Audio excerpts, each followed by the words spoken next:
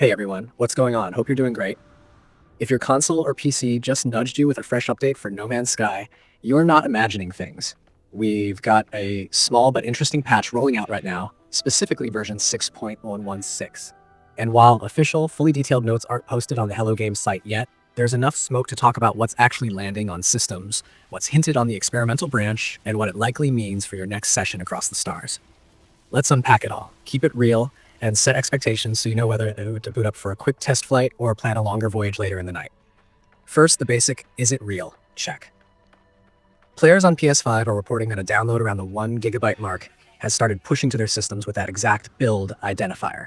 It's not a massive content drop size, but it's big enough to suggest more than a single tiny hotfix. Think housekeeping, platform-specific stability, and asset tweaks. Multiple user reports point to this popping up without a formal blog post from Hello Games yet, which does happen sometimes when a patch is mostly fixes or when comms lag a bit behind console deployment. If you're on PlayStation and haven't seen it, highlight the game tile, tap Options, and run a manual check for update. On Xbox, try Manage Game and Add-ons and look for updates there. On PC, Steam will usually nudge you as soon as the build is live in your region. Anecdotally, that +1 gigabyte figure and the lack of a detailed changelog are the pattern right now, and you can see player confirmations that the download is live even if the official site is still quiet. Now, about the most reliable breadcrumb we do have, the Steam experimental branch post from Hello Games staff dated November 6. It's short, one line, crystal clear, memory optimisations. It also repeats the usual caution about backing up your saves before hopping into experimental, and includes the opt-in steps via the Steam Betas tab and the 3i experimental code. That's important because experimental tends to preview what will migrate to the public build shortly after, and right now that single line is the only developer-authored clue tied to this timing window. So if you're wondering what's under the hood in this patch, memory work is the headline we can point to with confidence. In practical terms, that can touch everything from how textures and UI assets are buffered, to how system RAM and VRAM are used in busy areas like space stations or settlements. If you've noticed stutters when arriving at dense hubs or occasional spikes when loading large freighters and their interior modules, these are the kinds of places where memory trimming pays dividends. A quick note on official channels. The release log on the No Man's Sky site is historically where granular verified patch notes go, with each post detailing the fixes and platform status. As of right now, it doesn't list a breakdown for this specific rollout, so we're operating on a mix of the experimental note and what players are seeing as the live build lands on consoles. Keep an eye there for the canonical write-up whenever Hello Games posts. That's your source of truth for the final list of tweaks and fixes. Think of what you're hearing here as the what we can verify right now briefing while the devs prep the tidy post. You might also run across aggregator sites that toss out generic bullet points like stability fixes and performance improvements. That's not wrong as a category, but it's not the same as a dev-authored changelog. Until Hello Games publishes the specifics, treat those lists as placeholders rather than gospel. They're useful for the broad strokes. Yes, this looks like a corrective patch, not a feature dump, but we shouldn't assume any particular bug is gone unless it's named by the developers or you test it yourself in your own save. If you see one of those posts and it looks very boilerplate, that's why. Let's talk about what memory optimizations actually feel like in gameplay terms, because the phrase can sound abstract. In a streaming, sandbox universe like No Man's Sky, the engine is constantly loading and unloading assets. Planetary terrain chunks, foliage, fauna, structures, ship interiors, UI elements, even audio.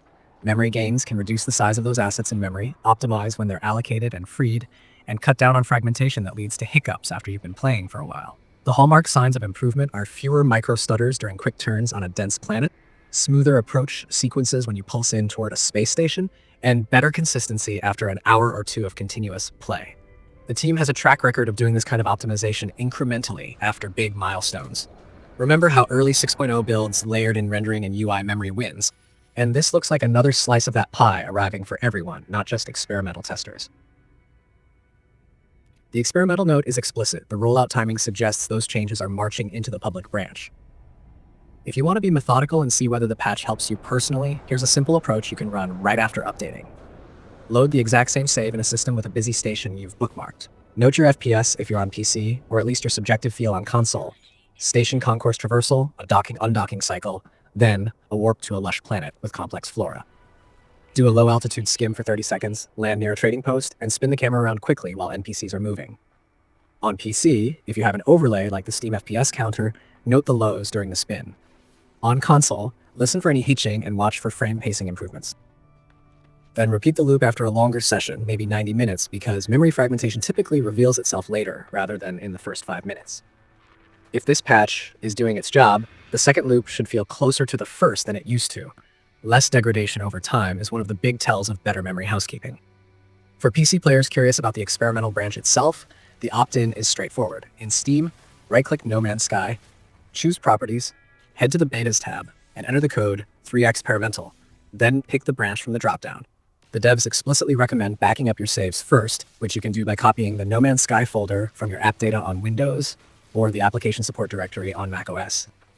Experimental builds sometimes contain fixes that aren't fully baked for every configuration.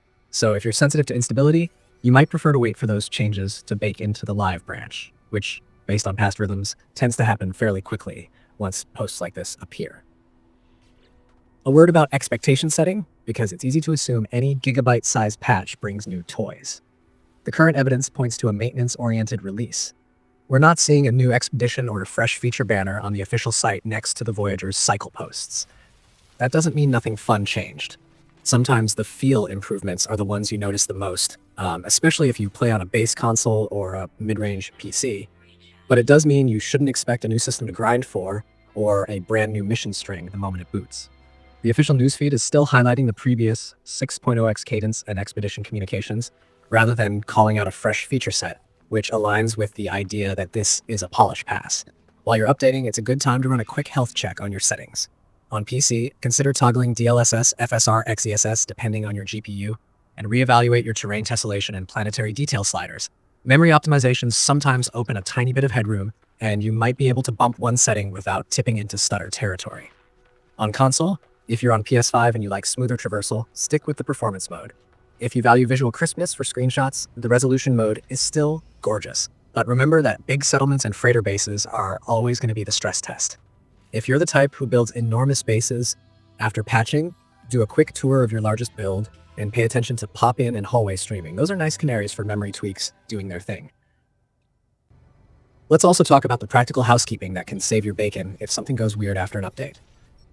Back up your saves, especially if you juggle multiple difficulties or creative projects. On PC, copy that NMS folder out of your roaming app data or the equivalent on Mac. On PS5, you can sync to the cloud if you have PlayStation Plus or manually back up to USB. On Xbox, Cloud Save is automatic, but consider briefly going offline after an update and confirming your newest save has synced before you start making big changes. This is standard advice, but the devs repeat it in their experimental notes for a reason. Tiny regressions can slip in when low-level memory behavior changes, and if you run into a rare crash during a base edit, having a fallback prevents heartbreak. So how should you plan your session around this patch? If you're in the middle of expedition rewards or chasing upgrades for your freighter and squadrons, you can safely continue your goals.